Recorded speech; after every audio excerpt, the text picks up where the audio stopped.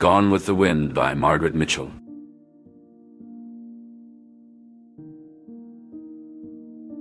Heartbreak at 12 Oaks. Heartbreak at 12 Oaks. Scarlett O'Hara stood on the grand staircase of 12 Oaks, her heart pounding like the deep timpani in the orchestra that played below. The voices of the partygoers rose and fell around her, a symphony of southern drawls and laughter mingling with the scent of magnolias wafting in from the moonlit garden. The news of Ashley Wilkes's engagement to Melanie Hamilton echoed in her mind, a cruel reminder of what she couldn't have. She smoothed her emerald dress, took a deep breath that tasted of jasmine from the open windows, and descended the stairs, her eyes scanning the crowd for Ashley. "Scarlett, dear, you look positively radiant tonight," cooed Aunt Pittypat as Scarlett reached the bottom step. "Thank you, Auntie," Scarlett replied with a forced smile, her gaze still searching. "Why does it feel like I'm descending into a beautifully adorned abyss?" she thought, her heart fluttering with a mixture of dread and desire. There he was, Ashley, standing with Melanie, their heads close together in quiet conversation. Scarlett felt a pang of jealousy as she watched them, her hands clenching into fists at her sides. "He should be mine," she seethed internally. "Scarlett, is everything all right?" Charles Hamilton, a kind but dull young man, asked, noticing her distress. "I'm fine, Charles," she snapped, more harshly than she intended. Her eyes darted away, catching a glimpse of a tall figure leaning against a column. It was Rhett Butler, his dark eyes fixed on her with an intensity that sent a shiver down her spine. "Who is that man?" she wondered, feeling his gaze like a touch. She needed to act, to make Ashley see her, want her. With a flutter of her eyelashes and the swish of her skirts, Scarlett made her way to Ashley, her determination as fiery as her hair. "Ashley, may I have a word?" Scarlett interrupted, her voice sweet as honey, yet carrying an undercurrent of urgency. "Of course, Scarlett," Ashley replied, excusing himself from Melanie and stepping aside with her. They found a quiet corner, away from the prying eyes and ears of the other guests. "Scarlett, you should be enjoying the party, not looking so troubled," Ashley said, his voice gentle but distant, his gaze drifting over her shoulder as if searching for an escape. "I can't enjoy anything knowing you're to marry Melanie," Scarlett confessed, her green eyes shimmering with unshed tears, a vulnerability she rarely allowed others to see. Ashley sighed, a look of discomfort crossing his face. "Scarlett, I care for you, you know that. But my heart belongs to Melanie. She understands. A hasty marriage. A hasty marriage." Scarlett sat in her room, the walls echoing with the laughter and chatter from the party below. She stared at her reflection, her green eyes fiery with a mix of defiance and sorrow.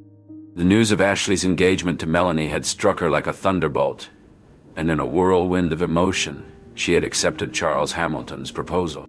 She didn't love Charles. It was Ashley she wanted, but pride and spite had pushed her into this corner. "Scarlett, darling, are you ready?" Ellen's voice, soft and concerned, floated through the door. "Yes, Mother," Scarlett replied, her voice barely above a whisper. She stood up, smoothing the fabric of her dress, a dress that should have been for Ashley's eyes only. The ceremony was a blur. Scarlett moved as if in a dream, her mind replaying the moments with Ashley at 12 Oaks. Charles's adoring gaze felt like a weight on her chest, his words of love and devotion ringing hollow in her ears. "I do," Scarlett said, the words tasting like ash in her mouth. As she spoke, a single tear rolled down her cheek, a silent testament to the storm raging within her. The reception was filled with the buzz of war talk and the clinking of glasses. Scarlett felt trapped, her heart aching for what could have been. She caught a glimpse of Ashley, his arm around Melanie, and her heart twisted in pain. "Why, Scarlett, "You're the most beautiful bride," said a voice, breaking her reverie. It was Rhett Butler, standing there with a roguish smile, his eyes gleaming with a mix of mischief and genuine admiration. Scarlett mustered a smile, the effort it took to do so immense. "Thank you, Mr. Butler," she replied, her voice a mix of gratitude and sadness. As the evening wore on, Scarlett found herself in a whirlwind of congratulations and polite conversations. Yet her thoughts were elsewhere, lost in the memories of Ashley's tender looks, and the dreams that now seemed so far away. With each passing moment, the walls of 12 Oaks seemed to close in on her, the laughter and music a stark contrast to the silent cries of her heart. In the midst of the festivities, Scarlett's eyes met those of her father, Gerald O'Hara. His pride in her was evident, yet it did nothing to ease the turmoil within her. She excused herself, stepping out onto the veranda for a breath of fresh air. The cool night breeze was a small comfort against the suffocating reality of her situation. Looking up at the starlit sky, Scarlett allowed herself a moment of vulnerability. "Oh, Ashley," she whispered to the night, "if only things could be different." But the night... Widowhood and war effort. Scarlett O'Hara sat in her dim parlor, the heavy black drapes drawn against the bright Atlanta sun. The stifling widow's weeds she wore were a stark contrast to her once vibrant wardrobe. The quiet house, disturbed only by distant sounds of the war effort, wagons clattering, voices murmuring, and soldiers marching, only accentuated her loneliness.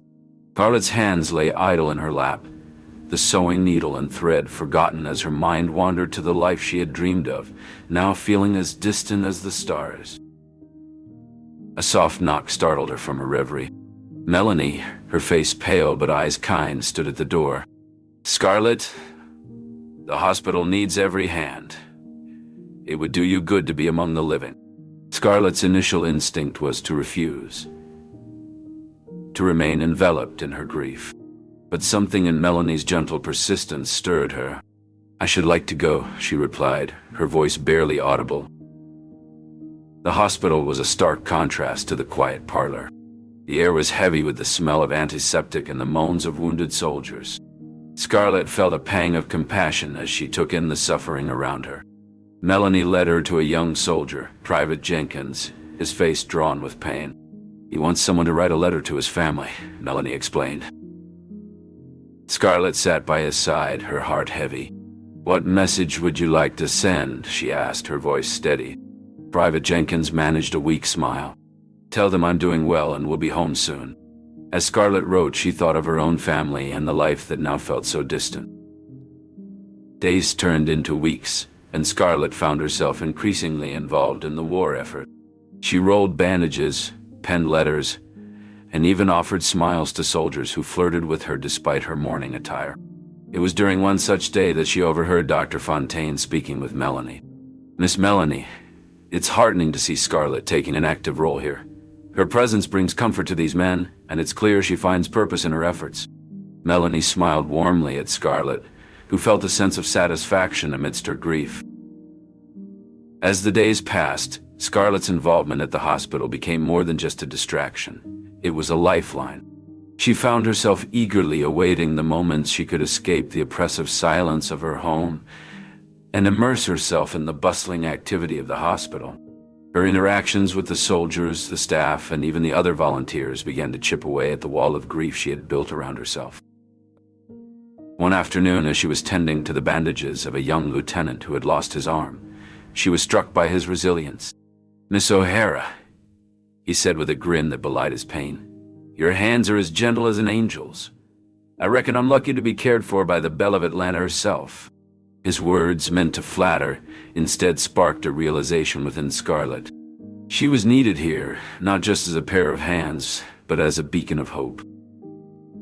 Dr. Fontaine, noticing the change in her demeanor, approached her later that day. "Scarlett, your dedication has not gone unnoticed. You've become quite the asset to us here," he said, his tone sincere. Melanie, overhearing the conversation, added, "It's true. You've brought a spirit to this place that was sorely missing." Scarlet felt a warmth spread through her, a sense of pride and purpose that she hadn't known since. Defying social norms. The Grand Hall of Atlanta buzzed with the excitement of the charity bazaar. Ladies in their finest gowns and gentlemen in sharp suits mingled, laughter and music filling the air. At the center of it all was Scarlett O'Hara, a vision in deep mourning black, her eyes scanning the crowd with a rebellious spark. "Scarlett, dear, it's not proper for you to dance," whispered Melanie, her hand resting gently on Scarlett's arm. Scarlett's lips curled into a mischievous smile. "Oh, Melly, I'm tired of being proper," she replied, her gaze fixed on Rhett Butler across the room. As the auctioneer called for donations in exchange for a dance with the eligible bachelors, Scarlett's heart raced. She stepped forward, her voice clear and confident. "I bid $20. A collective gasp swept through the hall. Dr. Mead's eyes widened in shock. "Miss Scarlett, you cannot. It's not fitting." Ignoring the protest, Scarlett stood her ground, her chin lifted defiantly. Rhett's eyes twinkled with amusement as he approached, offering his arm. As they took to the floor, the crowd's murmurs turned to cheers, especially from the soldiers who welcomed the bending of rules. Scarlett felt every eye upon her as she glided across the floor, Rhett leading her in a dance that was both graceful and daring.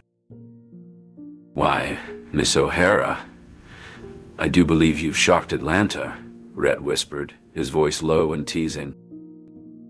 As the music swelled, Scarlett forgot the war, the burning city she'd fled, and the heartache that seemed always to lurk in her chest. For those few minutes, she was just a girl at a ball, dancing with a man who made her feel like she was the only person in the world. The song ended all too soon, and as they bowed and curtsied to the applause, Scarlett caught sight of Melanie's smiling face and the disapproving frowns of the matrons. But none of that mattered. She had defied the norms, danced while in mourning, and felt alive again, if only for a moment. As the last notes of the music faded, Scarlett and Rhett stepped off the dance floor amidst the applause. The energy of the room had shifted. The crowd's initial shock had given way to a spirited buzz. Scarlett's boldness had sparked a flame of defiance in the hearts of many, and the atmosphere was now charged with a sense of liberation. Melanie hurried over, her eyes shining with a mix of concern and admiration. "Scarlett, what you did was unthinkable, but somehow you've turned the tide," she said, her voice barely above a whisper. Scarlett gave her a small, knowing smile, feeling a surge of satisfaction. She had indeed defied the norms, and for a fleeting moment she had recaptured the thrill of life before the war's shadow had fallen over them all. As the evening wore on, the bazaar continued in a whirl of colors and sounds. Scarlett moved through the crowd, her presence commanding attention, her spirit undimmed by the weight of her recent actions. She knew that tomorrow, the talk of Atlanta would be of nothing else but her dance with Rhett Butler, and she relished the thought. The night grew late, and the guests began to depart, their voices echoing in the grand hall. Scarlett stood by the entrance, watching them leave, a contemplative expression on her face. She had stirred the fair. Fleeing burning Atlanta. The sky was ablaze with a fierce orange glow, casting a haunting light over the once bustling city of Atlanta. Scarlett O'Hara clutched the reins of the horse-drawn wagon tightly. Beside her, Melanie lay weak and pale, cradling her newborn baby. In the back, two children whimpered in fear, their small faces smeared with soot. "Scarlett, where are we going?" Melanie whispered. "To Tara, Melanie. To Tara," Scarlett replied, her voice firm despite the chaos around them. "Rhett knows the way." Rhett Butler, the enigmatic man who had both infuriated and intrigued Scarlett, sat silently beside her, his jaw set in determination. The streets were filled with the cacophony of crumbling buildings, the cries of the wounded, and the relentless march of Sherman's army setting the city aflame. "Keep your head down, Melly," Scarlett instructed as a burning timber crashed nearby, sending sparks into the night sky. Rhett's hands were steady on the reins, guiding the horse through the narrow streets with an uncanny calmness. Scarlett glanced at him, her heart pounding. She wanted to thank him, to say something, but the words wouldn't come. Suddenly, a figure emerged from the shadows, causing Scarlett to let out a small cry of surprise. It was Frank Kennedy. "Frank, thank goodness," Scarlett exclaimed. "What news do you have?" Frank's eyes darted between the group, his expression grave. "The Confederates have retaken Atlanta, but Sherman's men burned it to the ground. I fear there's little left of your home, Miss Scarlett." Scarlett felt a pang of loss. Tara, the plantation that had been in her family for generations, might be gone. "We have no choice but to keep going," she said. "We'll head south and try to find refuge elsewhere."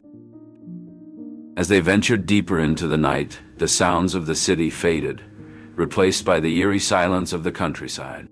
The horses' hooves clopped softly on the dirt road, the wagon creaking with each bump. She thought of her father, Gerald, and hoped he was safe. "We must stop for a moment," Melanie said faintly. "I need to rest." Scarlett nodded, pulling the wagon to a halt beneath a sprawling oak tree. She helped Melanie down, careful to shield her from the sight of the burning city. The children climbed out, their eyes heavy with exhaustion. "Here, let me help you," Rhett said, his deep voice breaking the silence. He lifted Melanie's baby from her arms and settled the child in a makeshift cradle formed by their coats. Scarlett watched him, her feelings a complex tapestry of gratitude and confusion. Rhett had always been a puzzle to her, his motives. Resilience and leadership. Scarlett O'Hara faced the desolation of Tara with a new resolve. The war had left its scars, but she was determined to forge a path forward. Without dwelling on the past or the loss of her mother's guidance, Scarlett focused on the immediate needs of her family and the plantation. She secured food by bartering with neighbors and used her cunning to obtain essential items for survival. Despite the isolation and the silence that now filled Tara, she did not allow herself to be paralyzed by fear or nostalgia. Instead, she took practical steps such as planting more cotton and managing the household to ensure their future.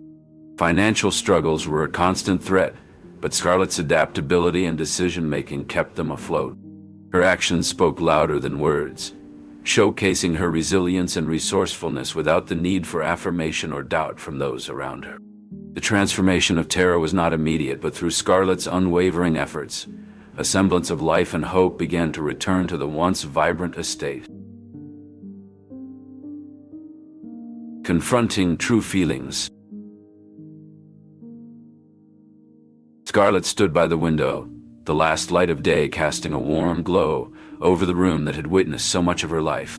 The grandeur of Tara stretched before her, a testament to the strength she had drawn from its soil. As she watched the sunset, she was not alone. Rhett Butler's silhouette filled the doorway. "Evening, Scarlett," Rhett said, his voice breaking the silence. She turned to face him, her expression composed. "Rhett, we need to talk about us, about the future." He stepped into the room, his eyes searching hers. "I agree. It's time we decide where we stand." Scarlett nodded, feeling the weight of the moment. "I've been doing a lot of thinking. We've both made mistakes, but it's clear to me now that we belong together for Bonnie's sake and ours." Rhett's gaze softened at the mention of their daughter. "Bonnie's the best part of us, Scarlett. She deserves a family that's whole." "Yes, she does," Scarlett affirmed. "And I want us to be that family. Not just for her, but because I care for you more than I've ever admitted." A smile touched Rhett's lips. "And I for you, Scarlett. I've always cared." They stood there, two hearts finally in accord, as the last light of day gave way to the stars. Together they began to forge a path forward, not just for the future, but for the present moment that they had reclaimed. Rhett's hand tightened around hers, a silent promise of unity and understanding. "Let's start anew, Scarlett. Let's build a life that's true to us, without pretense or expectation." Scarlett's heart swelled with a mixture of hope and determination. Yes, let's do that. For ourselves and for Bonnie. As they stood together, the barriers between them began to crumble, and for the first time in a long while, Scarlett felt a genuine sense of peace. The chapter closed with the couple looking out into the night, their shared resolve lighting the way ahead. Epiphany and departure. Scarlett stood in the grand hallway, the silence a stark contrast to the chaos of George's current state. Rhett's decision to leave was clear. His involvement in the night's activities and his changed circle of friends had created an insurmountable distance between them. "I understand, Rhett," Scarlett said, her voice steady. "You seek a different life, one that I cannot be part of." As Rhett departed, Scarlett's thoughts turned to Tara, the White House amidst autumn leaves and country twilight offering solace and a place to plan. She longed for Mammy's comfort, a link to the old days and her own resilience. Her determination to win Rhett back burned within her, fueled by the knowledge that tomorrow was another day. Scarlett's mind raced with conflicting emotions towards Rhett and Bonnie, her jealousy evident, yet she knew their regard for each other remained unchanged. She confronted Rhett about his late-night whereabouts, seeking reassurance against the suspicions that plagued her. Rhett's dismissal of her concerns only deepened the complexity of their dynamic.